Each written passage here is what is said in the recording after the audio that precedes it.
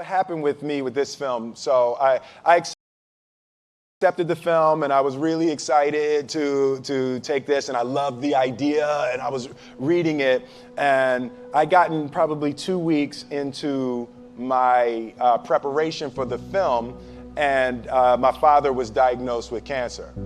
And I was like,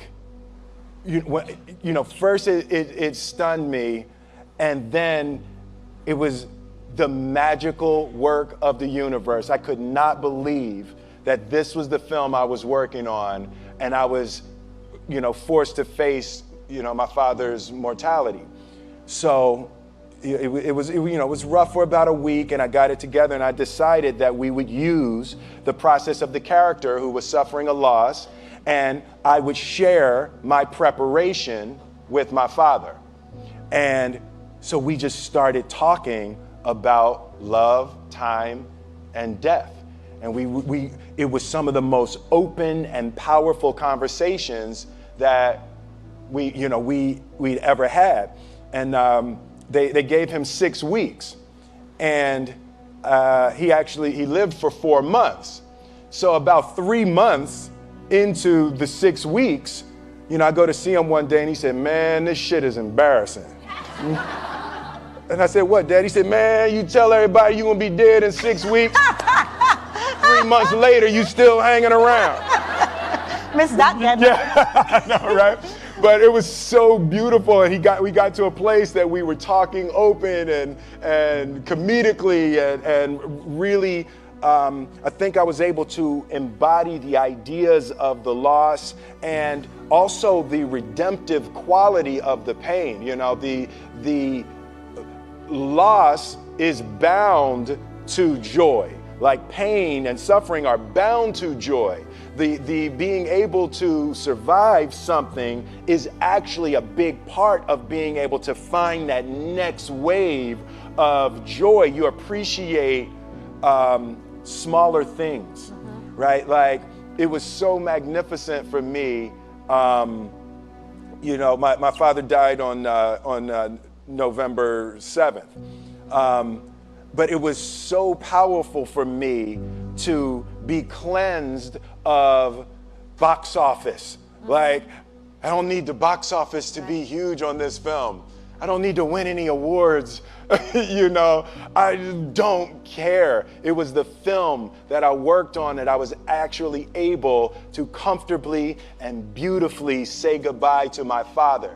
And I hope that this film embodies a bit of that, so other people who are experiencing things like that will be able to use it in that way, and it can potentially be helpful and help someone else. So it was powerful to be cleansed of the foolishness of the game of numbers and awards and all of that type of stuff, to actually be able to create a piece of art that legitimately I just want people to see and hope it can be helpful and transformative in their lives. You're talking about perspective.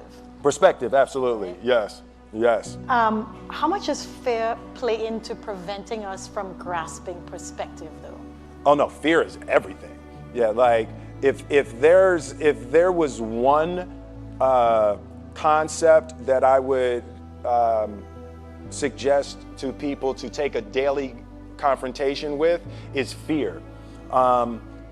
The problem with fear is that it lies, right? So fear tells you, hey, if you say that to that girl, she's gonna know she has you, and she'll never really be attracted to you if she knows how much you attracted to her. Yeah. Don't say that. No, how we get her is when she walks by, ignore her. Right, it's a it's like pop it on your shoulder. Fear tells you dumb shit like that, right? So for me, the daily confrontation with fear has become a real practice for me since about three years ago. I went skydiving in Dubai, right? And skydiving is a really interesting confront with fear, right? So I gotta stand up. I'm sorry, I gotta stand up. All right. So All your friends, what happens, you go out, sorry, I dropped my thing. Yeah. So what happens is you go out the night before and you take a drink with your friends and somebody says, yeah, we should go skydiving tomorrow. And you go, yeah, we'll go skydiving tomorrow, yeah, and you go, yeah, and everybody goes, yeah, right? And you go home and you by yourself, you're like, right? You're like, well, I mean, they was drunk too. Right, so maybe they not, maybe, I mean, we don't have to go, we don't have to do it. So then that night you're laying in your bed and you just keep, and you're terrified, you keep imagining over and over again jumping out of an airplane and you can't figure out why you would do that, right? And you're laying there and you have the worst night's sleep of your life, but you still have the hope that your friends were drunk, right? So you wake up the next day and you go, down and you say where you were going to meet and everybody's there. You're like, oh, shit. All right, cool. Right? So you get in the van and you don't know that your friends had the same night that you had because they're pretending like they didn't. They're like, yeah, man, my uncle's a Navy SEAL and, this is going to be great. I've been looking forward to this. And you're like, oh, my God. And your stomach is terrible. You can't eat and everything, but you don't want to be the only punk who doesn't jump out of this airplane. So you get there, and then you have this safety brief. And you're standing there, and the guys will tell you, well, if the chute doesn't open, what's going to happen is what could happen? That the chute wouldn't open, right? So you do a thing, and what you do is your first jump, you're attached to a guy who is going, he's going to walk you out. So you go, and you get there, and there's an airplane, and nobody's stopping. Everybody's still going. So you get onto the airplane and you're sitting there and it's extra because you're sitting on some dude's lap, some stranger. You're sitting on his lap. And it's like, you trying to make small talk. Yeah, man. So you be jumping with people all the time, huh? Right? So, and then you just want to make sure, you got kids, right? You got people you need to see, right?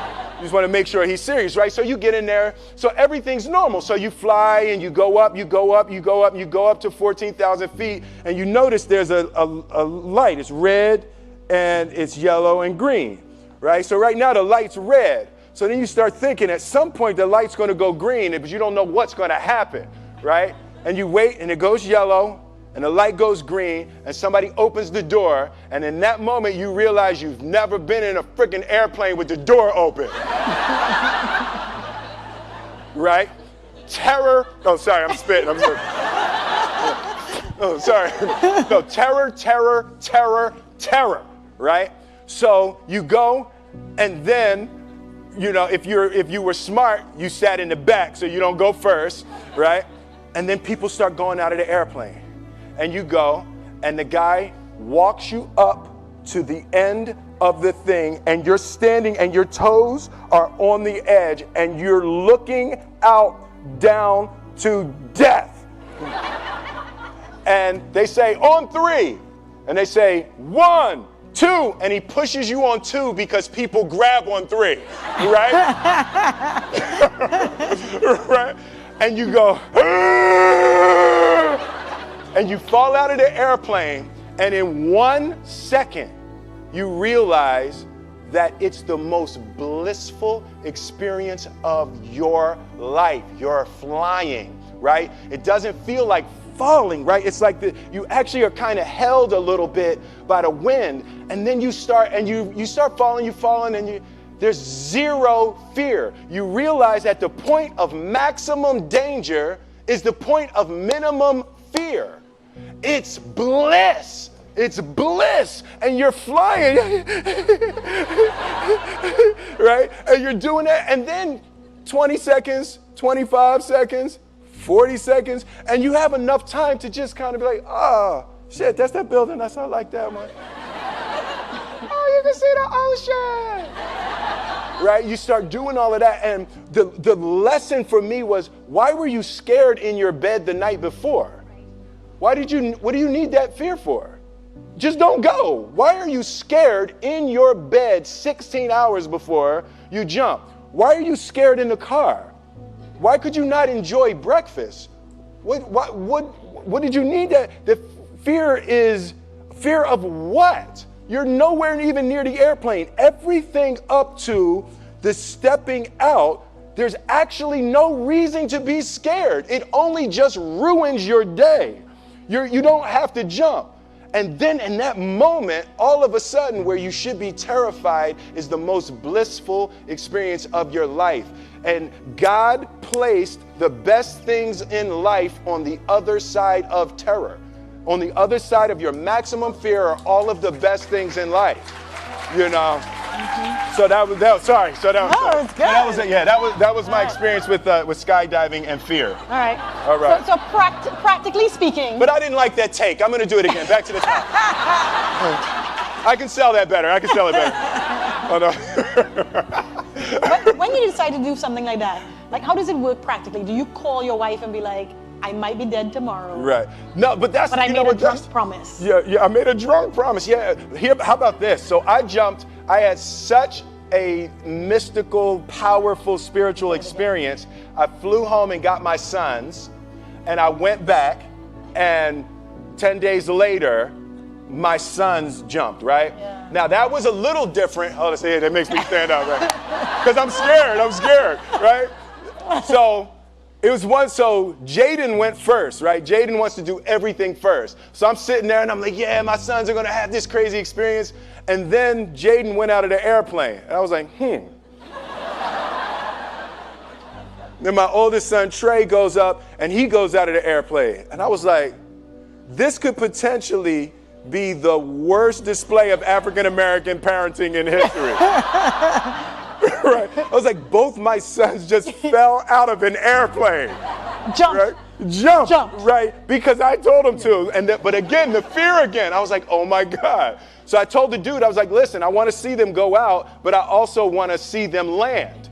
And he's like, no, it's cool. So this time we went out and we did the straight bullet, and I just went straight down past them. Right? I was like, and he's like, good. Right, did the bullet straight past, pulled the chute late. Oh, sorry, it makes me spit. I'm sorry. Pulled the chute late, landed, and then videoed them coming down. But it was like, they had the same thing, the same experience with the fear. But that I'm telling you, the confrontation with fear is an absolute magical way of facing the things we have to do in this life. You know, forget security, live for experience. All right. Now, you say you learned that 3 years ago. Yeah. Amazing. Mm-hmm. What about these small things that we get afraid about, right? Mm-hmm. So you are the funny guy, mm-hmm. and you come along and everybody expects to be entertained in summertime, right? Like, are you ever afraid that you're like, you know what, today I'm really not feeling Jazzy Jeff. Like I'm just, I don't want to be that guy today. So this whole movie, you were not that guy. Not that guy, right, yeah. Do you have fear of that, of like disappointing people? Because like, you're supposed to be funny and cool. Yeah, you know, the thing that's been one of the major confronts for me in my life over the past 3 or 4 years. Like, Will Smith is an idea, right? So there's parts of that's me, but that character from The Fresh Prince of Bel-Air was who I was 26 years ago. I love it. You see? They love it, right? Exactly. You people are this man's crack. Okay? He's talking about evolving, like moving on, and you're like, Fresh Prince! That's what we want to hear about! You know, so but that's the thing, to be able to boldly be able to move and grow and create and hope that the things that I'm able to deliver at this point. I was 20 doing the Fresh Prince, so I'm 48 now. So it's a really different time in my life. Yeah, that got less of a cheer. Yeah, like woo! They're like, tell us what that's like. Yeah, I know, right? Yeah. Yes, girls, yes. But yeah, do you have a fear of being completely who you are? Because it may disappoint some people who just want to see that 28-year-old. Yeah. No, I definitely have difficulty with that. There's a certain you know, when you've created things that are so iconic, it becomes healing for people. Nostalgia is healing. You know, to the Fresh Prince theme is healing to hear that, you know, and it just harkens back to a time and a feeling and an energy, you know, that is a beautiful way to help relieve some little touch of suffering, you know. So when people see me or the Fresh Prince, and even during that time, the movies that I made while I was making the Fresh Prince, so it was the Fresh Prince during the winter, and then the summers were Bad Boys, Independence Day, Men in Black, you know. So it was like it really captured a time. So it's very difficult. I wouldn't have it any other way. I love being able to make people smile and cheer, you know, over that. But I also am going to boldly go to new creation. You know, even something like the decision. You know, I had the 2 screenplays in front of me for the Independence Day 2 and for Suicide Squad. So I had to choose between the 2 of those. And even the choice of going to Suicide Squad, nothing about the qualities of the movies, but the choice of trying to go forward versus clinging and clawing backwards, you know. So I do want to aggressively go forward and do new things and create and hopefully be able to stumble upon a new heyday. Amazing. Now you have an incredible cast. Oh God, yes. In this movie. How does that happen too? Like, how do so many big stars decide, this? And then how does that work between you all? You know, it's the ideas, the screenplay. Alan Loeb, the screenwriter, he just wrote a brilliant screenplay. Everyone related to the ideas of love, time, and death as powerful tools to try to put your life back on track. So everyone related to the journey. But it's, I mean, look at that group. That's like ridiculous. That's like a superhero movie. Yeah. So did your father get to see any of it? No, he came to set once, but he didn't get to see the film. And you all were close? Yeah, we were very close. Yeah. My father. When I put my life together and I look at my father, my mother, and grandmother were the most influential people in my life. And in my mind, when I draw it, I always draw a triangle. And my father was the base, and my mother was the left side, and my grandmother was the right side. And I always put discipline as the bottom. My father, hard work, discipline, endurance was really the foundation of creating my life. And my mother was education, and my grandmother was love. So, you know, the combination of that discipline, education, and love was a... You know what, I'm really grateful for you sharing with us that part of you and also the struggle with his death, because the other thing is that we live in a time where people show these curated sides of them. Because I think of the same fear. Yeah. Right? You just want to be this piece. Absolutely. Not all the rest of it, but you struggle. Nobody wants to hear all of that, you know. It's Facebook. Come on, let's have fun. No. Yeah. So dude, it's a bummer your dad's gone. Nobody here speaks like that, right? You're like, oh, come on, brother. It's a bummer your father's gone. No, but, you know, for me, laughing is the elixir, you know, and that was another thing that my father taught me. He was joking all the way up to the end. Like, laughing, you have to be able to laugh at everything. And for me, the beautiful part is that's my natural color on the spectrum. I naturally go to comedy, you know, and when I'm looking at something, I'm always trying to find why that's funny. And, you know, it's been really, really helpful in this experience and you know, even just this point in my life. Remember to laugh, and spend time with people that make you laugh. Like, that is hugely important. Laugh and connect. Yes, absolutely. Those are good messages. Yeah. I love this idea, you know, it's you know, a guy trying to put his life back together, and he just gets furious and rants and writes letters to love, time, and death. and then love, time, and death respond. So it's a really that beautiful Christmas flavor was just a little touch outside of reality. So you get to deal with real subjects and real topics and real loss, but because it touches just that New York Christmas just a little bit outside of the how excruciating it would be if you dealt with it, straight, hard, rated R, loss, So I just love going into that realm of the mystical to be able to take a good look at real human issues. Mm-hmm. So you talk about real. Mm-hmm. I felt it was the most real I had seen you be. Really? Yeah, like I felt there was no filter there. Yeah. And I wondered, for somebody who could choose to do anything, was there something special that drove you to this? Yeah, when I first read it, when I first read it, every once in a while you read a screenplay, and the most important thing in a movie, I guess the two most important things that I look for is, one is the universally relatable concept, right? So just at its core, when you first say it, when you say one line about it, can you connect to people? And one of the best ones I've ever had, like something with like I Am Legend, the last man on earth. Yeah. Security, you can keep an eye on this section right here.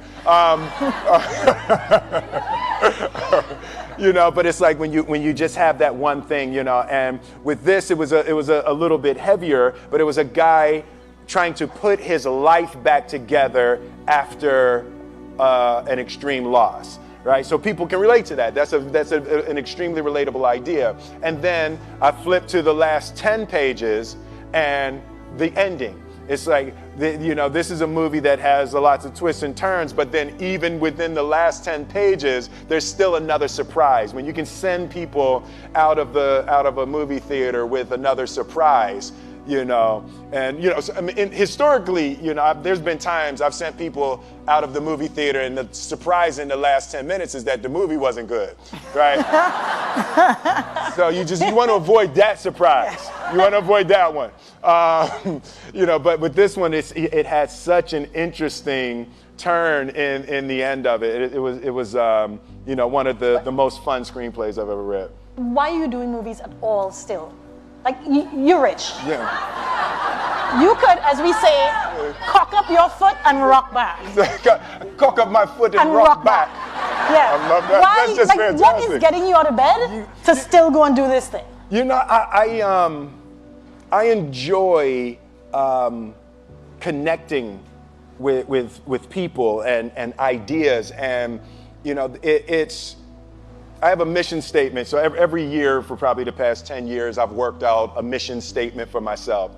And for the last few years, the mission statement has stayed the same, and it's been improve lives, right? So when I go into something, I'm looking for how the quality of this piece could potentially improve lives. But it's all along the way. It's when you make the movie and how you're interacting with people in the process. And the concept of improving lives runs through the center of everything I do. And then I realized that the way to improve lives is to continually improve yourself, right? So with that, every morning when I get out of the bed, I haven't fixed everything in the world yet, so there's always something to do.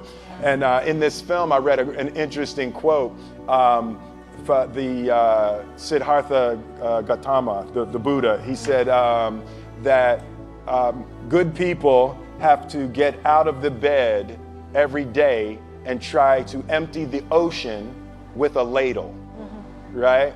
And I thought that was, I knew that was profound, and I paused for a second, and I said, all right, what the hell is a ladle, right?